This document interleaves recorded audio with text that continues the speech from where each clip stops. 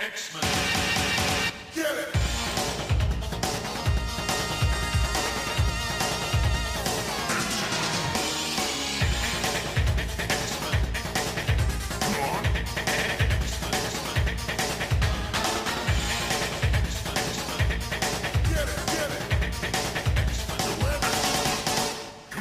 Hey everyone, and welcome to another week of Battle of the Atom, your only weekly X-Men podcast, where I, Zach Jenkins, and my co-host, Adam Reck, go through 3 X-Men stories, and we talk about them to put them on our list from best to worst X-Men stories ever of all time ever. Adam, what's up? Hey man, how we doing? You know, I've been feeling a little under the weather. Have a bit of that stuffy nose, but I'm getting through it. How about yourself? Maybe you need to have some adamantium removed from your body, or Podcast over. You're done. Done. Bad joke. Bad jokes.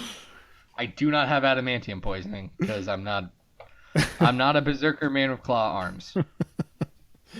What I am is a podcast host on this podcast where we're going to talk about some X-Men stories. We got a couple of crossovers. Oh yeah. And we got a one-shot that has more creators than either of those crossovers combined. Oh my god. It's insane. It is so insane. But the first thing we have comes to us from a Patreon. His name is Nigel Anders. Nigel, thank you very much for your request of Fatal Attractions, the 1990-something crossover. Like 94? 94? Hold on, let me check. Because Mutant Genesis was 91. It's 93. 93. Summer of 93. Summer of 93. I was close. No, because 94 is AOA. I should know that. Yep. Yeah, okay. The 1993 crossover of literally all the X-Men books. Nothing stood out of this, or stayed out of this one. Yeah, well, I mean, they're kind of disconnected. There's slight overlap. This is a weird crossover. It's got like holograms, dude. Holograms. Okay, yeah, we do need to talk about the covers. They are wraparound covers with very 90s art, but they all have holograms. That's right. Of different characters. Now, I think the most important question is, which one's the best hologram? Oof. I think I have the answer. All right, which one do you want to vote for? I'm looking at them right now. I think that the hologram cover of X-Men 25 with Gambit is probably the best one because he's throwing cards and they're coming right at you. It gets the 3D. It does. It uses the 3D in a way that none of the others do. Yeah. All right, I'll go with that. Okay. It's explosive. Yeah. Plus, that's that good cover with Magneto using his magnet powers on Wolverine to some effect. Yes. The costume is ripping. So, Adam. Yes. I assume that you purchased every one of these issues. Yes, sir. At $3.50. Uh-huh. What do you think about Fatal Attractions? All right. I think I talked a little bit when we covered Mutant Genesis already about some of the side effects of Mutant Genesis, things like Exodus and the Acolytes, and later on after this, after this, we get into Magneto clone Joseph. Joseph. Yeah. So Fatal Attractions is a piece of work. It's loosely connected. It's really trying very hard to be extreme in a lot of really weird ways, right? So we're gonna have Madrox explode out of a guy. That part, okay. When I did my initial read of some of this stuff a few years back. And I had skipped the X Factor one because I was like, okay, what's important to hear? Oh, Exodus shows up for a panel just to have this kind of tie in. Fine, whatever, I don't care. I know what Exodus is. I know his deal. I didn't know that Madrox blows up a dude with a dupe. Oh, God. Like, you can just see the image effect all over this. There's just so much stuff that needs to be, everything's bloody and gory, and it's like, what? This is a little bit, and it's not that X-Men is not bloody and gory. Sometimes we just covered Wounded Wolf, Right. Last week. In the last Last week. uh, Not 10 minutes ago. not 10 minutes ago. But there's I just think that it's a little odd that, this is a single crossover, and here we have Magneto, and anything that he can touch that's metal, he is gonna mess it up. Here's Cable. He's back. Congratulations. Oh, yeah. He's gonna Cable get his metal messed up. Here's Wolverine. He's gonna get his metal messed up. It's like, Okay, hold on. Let's back up for 1 second, because Wolverine losing his adamantium is legit a good beat. Like, Sure. Peter David was joking when he pitched it. Yeah. He has said for years, yeah, I was kidding. I thought it was stupid, but it works. Literally nothing that happens after that moment works about the story. But the pitch, that one page where Magneto's like, you know what? I've been just throwing you up against a wall for years. Screw you, dude. And he rips out all his metal, and it's like, okay, to me that's like very 90s in the right way. Mm-hmm. There's I want to say there's some good stuff happening here. There's some really fun art. I think Quesada does a really good issue for X Factor.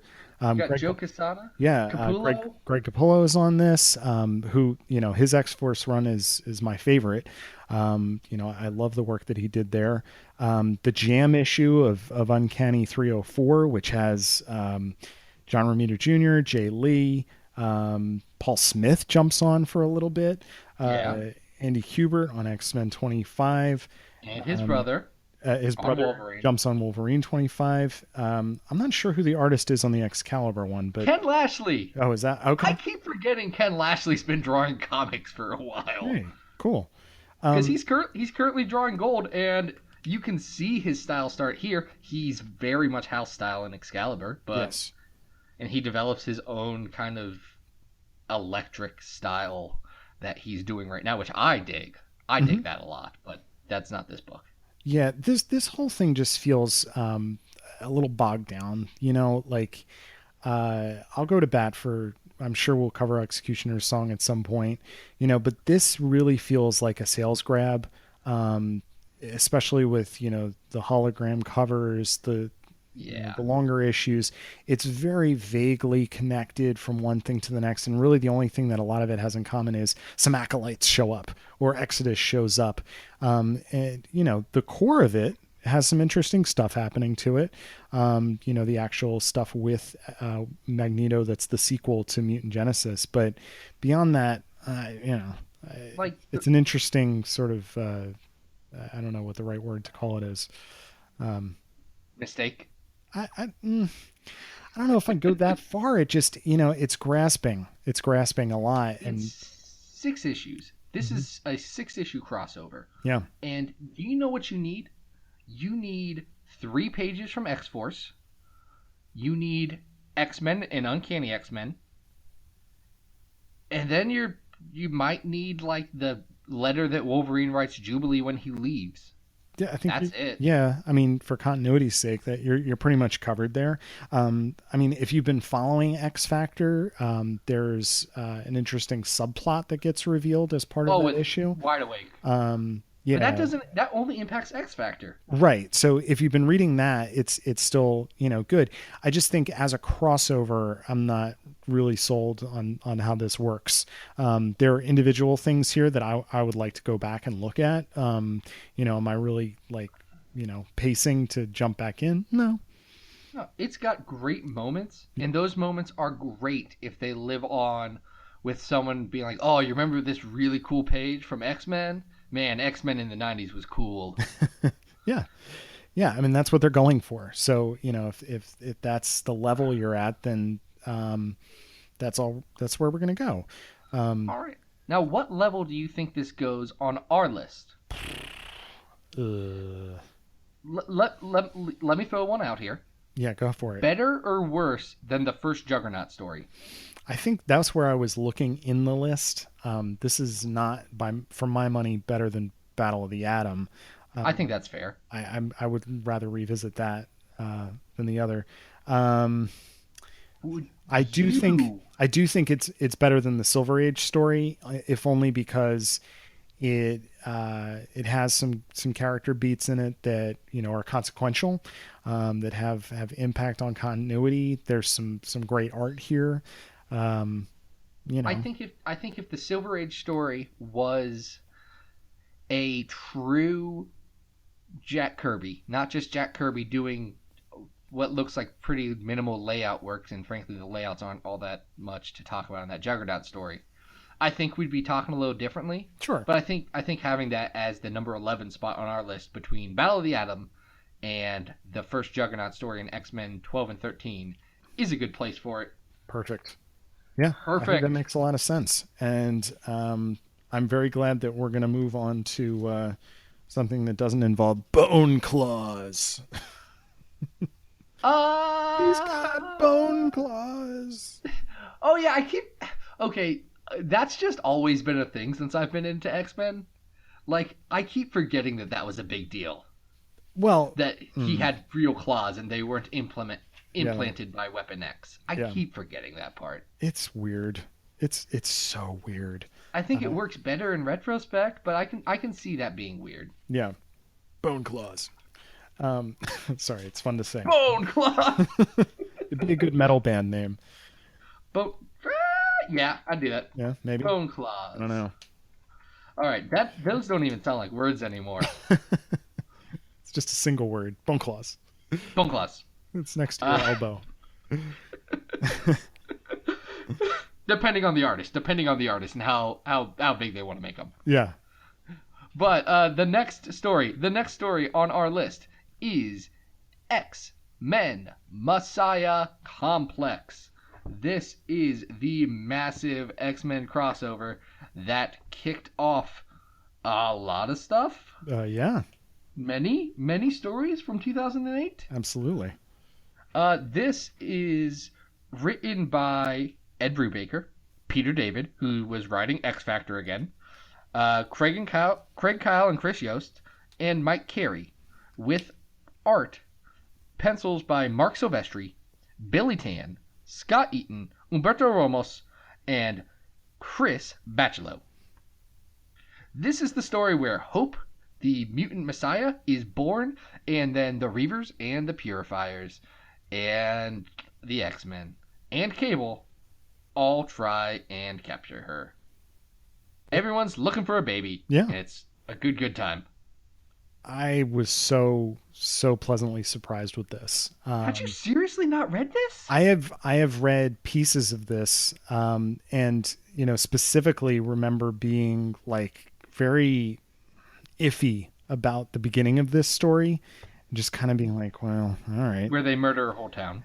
right, But I gotta say, this was awesome. Right?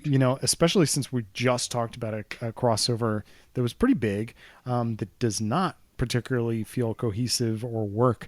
This really works. And I will say there are some things in it where I was like, I'm not sure if this is going to work. I think one of the things that when I first started, getting to it was pulling me out of it, was the variety of art that you're seeing. Yeah, here. I think that's something you have to talk about when it comes to this story. Ultimately, though, I think it's interesting that the Ramos issues are actually the most violent of the rest of them. It's an interesting contrast, that some of the more realistic stuff. So we're going from a very kind of cartoon stylized stuff that there's the Chris Bachalo stuff kind of bridges that a little bit, right? Yeah, it's kind of in between. It's super detailed, but pretty anime-ish Yeah, and then on the art. flip side of that, we actually have I'm not sure which the artist it is. It might be Tan. One of them is actually doing Patrick Stewart as Professor X. Okay, but On they were certain. doing Patrick Stewart as Professor X before Patrick Stewart was on the Enterprise. I'm just saying like that gamut in here should really be a bigger distraction than it actually Right. is. And I'm really impressed with the fact that there's this many people on the creative team and that the story works. The motivation for the characters works. The giant cast of this does not collapse the story like it Oh, really should. because the cast is huge. Because at this point you have the Supernovas team from Mike Carey's run, Right. which was like 7 guys. You've got the core, call them astonishing team because it really wasn't Brubaker's team. Mm-hmm. You've got the new X-Men kids, plus any just new X-Men kid that was just hanging around. You've got X Factor, and then you've got the Reavers and the Marauders, and then the Purifiers who are just they're nameless bigots. But Yeah. Yeah, and there's a lot of moving pieces here. You've oh got yeah, Mandrax clones going to alternate futures. You've got Cable wandering around solo in Lone Wolf and Cub mode. right. You've got Bishop, you've got Sentinels attacking. You're not sure what anybody's motivations are for large portions of this, but then when it makes sense, everything kind of clicks in and it is great. Right. The fight scenes in this are fantastic. Yes. They're not filler. They make sense why everybody is doing what it is they're doing. So I loved this. Yeah, this is so good. It knows it has a huge cast and it gives all of them something to do. And I think part of that is like Predator X, the monster Hmm. that's in it. I think that's the weakest part. I would I agree. think I think it's weird. It kind of feels unnecessary, but it also exists to make sure that everyone has something to do, so I can appreciate it. Yeah, I go it's a back and nice forth little on B that. plot, that Yeah, it threads through. but like the continuing story with Hope and Cable, that's that's so good. You got the stuff with Bishop that is interesting, and I think took his character in a direction that worked. Yeah. Damage to the character long term, but it Mm. worked. Yeah, Uh, it's hard to pull back from that kind of a villain mode, baby oh, killing. well, Um, I do love just as a sidebar that no one bought it when they tried to redeem him in Uncanny X Force, yeah, but right now what's his name Soul Charles Soule is just saying, guys, let's just pretend that we all did buy that right. and let's let him be Bishop from the '90s Yeah, again. Can we just do that? yeah. I'm That's okay with that. that's the bishop I like. Yeah. Clearly. I also think that the callbacks to classic stories, like the X Factor send off of Baby Nathan or Mystique's Destiny backstory, Yeah. they resonate very well with this. It doesn't seem sort of tossed offhand. It seems like it fits the story very well. Yeah. This is good. I think it's I great. really I really like Messiah Complex. I go back and forth, and I know we're going to cover it on a future episode, but I go back and forth between if of the Messiah trilogy, I like this or Second Coming the best. It depends on the time of day. Okay. But this is a super good story. It's worth reading. It sets up so much that I think the one downside, and this is more if you were reading at the time, is a lot of the stuff in between Messiah Complex and say Second Coming, the true sequel to this, really feels like spinning your wheels for a Yeah. couple of years, Yep. A little trying bit of to filler. you're getting to when does Hope come back Hmm. because it puts that in the air and then doesn't drop it. But I like Messiah Complex a lot. So where do we put it? I would say it's better as a whole than Wounded Wolf. Yes. Um, I don't know. I mean, is it? I think it's better than Mutant Genesis. Dark Angel Saga is really comparable to it, but I think Messiah Complex, because it is a celebration of X-Men as a whole and as a concept, it works and resonates more with me than this very good but very focused Dark Angel saga. I'm fine with that. So we're talking number 4 now. It's moving up. How do you feel about it compared to Worst X-Man Ever? Well, I hold Worst X-Men Ever very close to my heart. So Me too. So I don't know. I don't I think I think can. Worst X-Men Ever does more with the space it's allotted. Yes. It takes more risks, but I got to say, like Messiah Complex just succeeds very well as an X-Men crossover, and many of them do not. This is what X-Men crossovers should be. Yeah. Everyone has a purpose. Everyone has a place. Mm-hmm. Nothing feels like filler. I'm very comfortable putting it at number 4. I think that's fine. All right. Number 4, Messiah Complex. And to be clear, if you're ever going to write Messiah Complex, the last X is capitalized. Capitalize that That's last official. X. That's right. You capitalize that last X. That is a recipe for fun. Recipe for fun. Well, do you know what else is a recipe for something? How about like a bajillion creators on a jam book? On a jam book. We're talking our last book this week. Heroes for Hope, starring the X-Men. Deep breath. Well, before we jump into it, yes, we very much need to provide context for this book. Sure. This book, it came out in what year is it? 1985. Yep. And it was an idea that Jim Starlin had. He proposed. Bernie Wrightson, another comic book creator, came up with it. They proposed it to Jim Shooter, the editor-in-chief at Marvel, and said, I want to do a benefit book for famine relief in Africa, because that was huge at the time. Sure. This is Marvel Comics version of Live Aid. Right. Which, fun fact, I forget what organization was it, the main organization that was trying to work on famine relief in Africa, they would not accept Marvel's check. Really? I was wondering if you had any depth on that, because, so where did the money go? I'm sure I could have looked that up. I mean, that I do know that all proceeds from this comic book are being donated to famine relief and recovery in Africa, and I truly believe that Marvel Comics did that. I'm sure that it went to some kind of group. I just think it's interesting. Yeah. All right. So do we want to get into the creative teams here? I think we start slow. Okay. We can tell you that the story as a whole, the overall plot, was written by Chris Claremont and Nocenti, Bernie Wrightson, Jim Starlin, and Jim Shooter. It has covers by Art Adams and Jim Starlin. Mm-hmm. Very important that this had editors, because this was edited by Nocenti and Claremont, and they did a lot, with Pat Blevins and Terry Kavanagh helping out. But it was written by Stan Lee, pencils by... Am I doing the pencils? Wait, hold on, let's do this. So, what we're going to do, we're going to give you the writer and the pencil for each chunk of it. Okay. So, I'm going to do writers. Adam, you're going to do pencils. Sound yes, good? Sir. You got it. Stan Lee. John Romita Jr. Stan Lee. John Buscema. Ed Brandt. Brent Anderson. Louise Simonson. John Byrne. Ed Brandt. Brent Anderson. Stephen King. Huh? Bernie Wrightson. Bill Mantlo. Charlie Vess.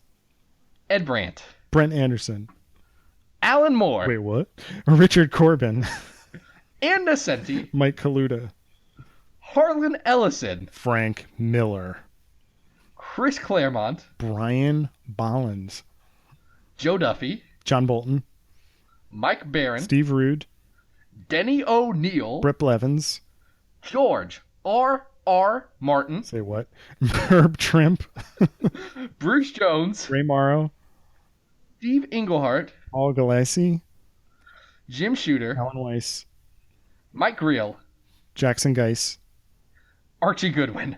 And Howard Chaykin. With inks by, and this is just a few, Klaus Jensen does inks here, Richard Corbin, Al Milgram, Bill Sienkiewicz, Sal Buscema, Bob Layton, Joe Rubenstein, Steve Lealoa, Walt Simonson, Glennis Oliver does some colors. Marie Severin does colors on some of this. Anna Senti gets her pens dirty. This is just a jam-packed issue. It is a big 48 pages. Yeah, And I'm there's going to be real honest. It's not good. no, it's bad. It's It's really bad. bad. I mean, there's 100 something people on this thing, and it is not good. Um, It's a case of too many cooks trying to do something very good. And I know that this book made money, and I know that that money helped a lot of people who needed help. yeah, I sure. also know it's not good No, as a story. yeah, I mean, if we just talk about it in terms of its substance, this as a story reads very similar to an 80s mom or dad telling their kid to eat their vegetables because they're starving kids in Africa. Yeah. It doesn't have any more substance or depth than that.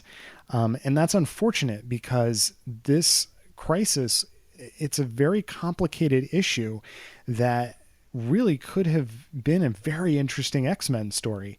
One of the things that I thought about while I was reading through this was Greg Pak's Make It Rain Storm story, Uh-huh. which handles a subject like famine, like hunger, or just a simple thing like irrigation in a very interesting way, but with a Right. superhero. This does not do that. No, It it treats doesn't. it treats famine as a weird sci-fi horror boogeyman, and it also doesn't make sense. It's not incredibly coherent. It's a lot of, as you would imagine with a book with 20 writers on it, it's a lot of vignettes. It's a lot of small sections of here's a quick chunk of the story, and they all are supposedly connected, but it doesn't always work that way. No, the transitions from one to the other are very, very drastic. A lot of the first half of the book, especially, is these little vignettes just with one character, and then the second half of the book is, the X-Men actually going to help out with relief work, but then that also gets interrupted by Rogue stealing powers and fighting off a cave monster. The cave monster that is the concept of what famine or the concept of I- like It's malice in the world. It's supposed to be some concept, but it is a gross cave monster. It is, and it's just I don't like that and obviously we're looking at this out, from a big distance historically, but excuse me, that the concept of hunger could be simplified to a supervillain called Hungry. At least that's how the thing identifies itself early on. Just it seems almost inappropriate in a lot of ways, because Yeah. it discounts the all of the things that caused this famine. It was not a simple thing that caused these people to die by the hundreds of thousands. It's deep. It involves politics, it involves economics, it involves weather patterns. This is not something that's just easily explainable. So, Yeah. hey, good for them. And I think I wrote and I tweeted this to you the other day. I said, this is bad. I hope it helped someone. Yes.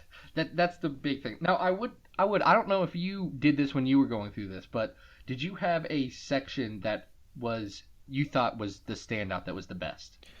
I did highlight a couple of different things because, okay, for all of the negative stuff that we're saying about this book, I would actually recommend that people hunt it down if they're X-Men Oh, fans, find this. because there is some absolutely gorgeous artwork in this book. The Charles Vess Nightcrawler pages are gorgeous. There's a really nice two-page Frank Miller thing with Wolverine. Oh yeah, that Harlan Ellison written Frank Miller and Bill Sienkiewicz Wolverine story, like it's 2-3 pages. It's good. Yeah. That's some good stuff. There's some Richard Corbin and John Bolton stuff here that wouldn't feel out of place in like Heavy Metal Magazine. Um, Right. a lot Stephen of King makes a Kitty Pride pun, which is fun. yeah, yeah. I mean, there's some neat little things that you could tell that these creators are interacting and having fun and are interested in putting some good stuff out there. And you can hardly blame this many people for having difficulty coming up with something that actually works as a unified whole. I think it would be hard for anybody to do that. Right. Yeah, I think it's good. I think it has some bad parts. Like, honestly, Chris Claremont does a Storm section that I do not like. I do feel uncomfortable with. And That's the it's part not where she great. ends up in the BDSM gear, right? Shocker, Chris Claremont in Storm and BDSM gear. Where have we seen any of those things together before? It is a weird segment of the story. But Look, I'm not going to kink shame Claremont, but he has a pattern. No tentacles in this story. No, there are tentacles. Wait, where? There's tentacles at the end. The stupid hunger monster or something has tentacles. Oh, you're right. You're right, dude. Stop being so on brand, Chris Claremont. Wow, I that kind of bypassed me here. All right, so how do you? We need to take this specifically as the story as presented. It's obviously for a good cause, but is it a good story? No, I'm a little bit tempted to put it all the way at the bottom. However, I hated God Loves Man Kills 2 so much that I'm tempted to put this one slot above it. But at least that told a story. What are your thoughts here? Here's how I see it. I would never recommend anyone to find God Loves Man Kills 2. It's just bad. Yeah. It is. I would, and we did, recommend someone go find Heroes for Hope. It's interesting. It has some sort of merit and some sort of value to people that God Loves Man Kills 2 doesn't. I agree. Part of it's just because it's an oddity. Part of it's just because it's this crazy footnote. Mm-hmm. But another part of it is because, I mean, where else are you going to see Stephen King and George R.R. Martin write the X-Men? That's right. Yeah. I mean, that's a pretty dope thing. So 17? I think Heroes for Hope featuring the X-Men is a great number 17. Logo designed by Janet Jackson, not that Janet Jackson. Yes, different Janet Jackson. I had to look that up too. I was like, no, she didn't. Nope. That's not a real thing. Not that Janet Jackson. Yeah. So if you want to send in some more bizarre, bonkers, and off-the-wall X-Men stories, or if you want to send in X-Men stories that, do good things like donate to famine relief, let's keep those two in line with each other. What you can do is go to XavierFiles.com and go to my requests page. It's right on the menu button. You hit that button and you can request any story of X-Men that you want, and we will add it to our list to read the next time. Or, if you don't want to do that, you can go log on to patreon.com/XavierFiles and pledge $2 to this show, and that would get your request not only in our list, but at the very tippity top of our list, and we would talk about it the next time we record. So you can do either of those things. There's some good They're options. fun. I like that. I like the options too, especially the one where I get money to pay for recording and hosting and all this. That is helpful, guys. It is nice. Though, if you do want to be helpful in a non-monetary way, go to iTunes, go to Stitcher, go to wherever you're getting your podcasts. Leave a quick little rating and review. It helps get us up in things. Let us know how we're doing. Let us know. I'd love the feedback. And if you want more feedback on anything, you can go to twitter.com/XavierFiles and follow me, and you can give me direct feedback. That's also where you'll find out about my weekly X-Men articles on XavierFiles.com. Adam, where can people find you on the internets, on the World Wide Web? The interwebs. You can always go to adamrec.tumblr.com. That's where I post my artwork and new pages of Bish and Jubes, if you like reading that. And you can always follow me at Arthur Stacy on Twitter. Fantastic. That's 3 up, 3 down. We are at 18 on this list. It is growing at a rate that I was not expecting, though I should have, because we have a very set schedule and plan. It's great. It's going to keep growing. Until next Yeah, yeah, yeah. Until next week, this has been Battle of the Atom. We hope you survived the experience. Get it!